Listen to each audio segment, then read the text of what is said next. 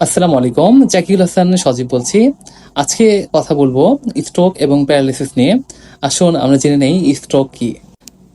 Stroke হলো এমন একটি জরুরি অবস্থা যখন মস্তিষ্কের কোনো অংশে রক্ত প্রবাহ বন্ধ থাকে অথবা মস্তিষ্কের রক্তনালী ফেটে রক্তক্ষরণ হয়, ফলে মস্তিষ্কের কোষ ক্ষতিগ্রস্ত হতে শুরু করে। স্ট্রোক প্রধানত দুই প্রকার। এক নম্বর হচ্ছে ইস্কেমিক স্ট্রোক, যা প্রায় 85%। এতে সাধারণত মস্তিষ্কের রক্তনালী, রক্তের জমাট বা চর্বির কারণে বন্ধ হয়ে যায়। এটি সবচেয়ে বেশি দেখা দেয়। দুই নম্বর হচ্ছে হেমোরেজিক স্ট্রোক, যা প্রায় 15%-এর মতো ঘটে থাকে।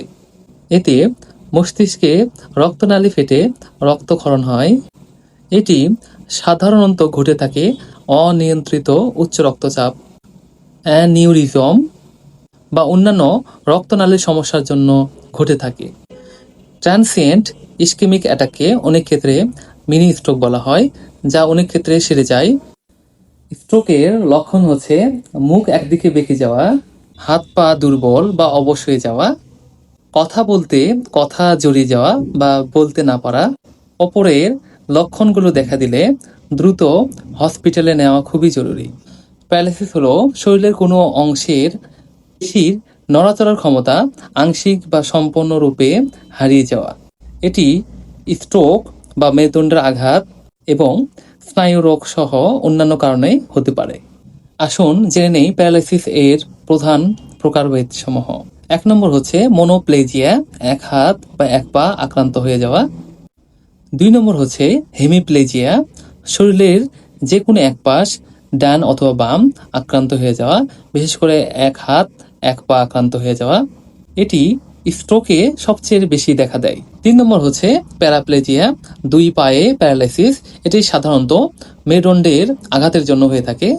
চার নম্বর প্রকারভেদ হচ্ছে কোয়াড্রাইপ্লেজিয়া, সাধারণত দুই হাত দুই পা আক্রান্ত হয়ে যাওয়া। এটি ঘাড়ের মেরুদণ্ডের আঘাতের জন্য হয়ে থাকে। পাঁচ নম্বর হচ্ছে পার্শিয়াল প্যারালাইসিস, এটি সম্পূর্ণ নয়, কিছুটা দুর্বলতা দেখা দিতে পারে। ছয় নম্বর হচ্ছে কমপ্লিট প্যারালাইসিস, আক্রান্ত স্থানে একেবারে নড়াচড়া করতে পারে না। গুরুত্বপূর্ণ কিছু কথা: সব প্যারালাইসিস স্ট্রোকের কারণে হয় না, আবার সব স্ট্রোকেও প্যারালাইসিস হয় না।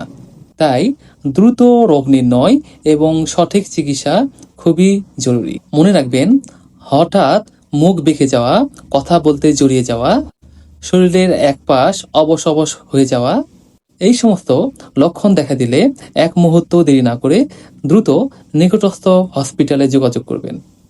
সময় মতো চিকিৎসা রোগীর জীবন এবং কর্মক্ষমতা রক্ষা করতে পারে। ধন্যবাদ।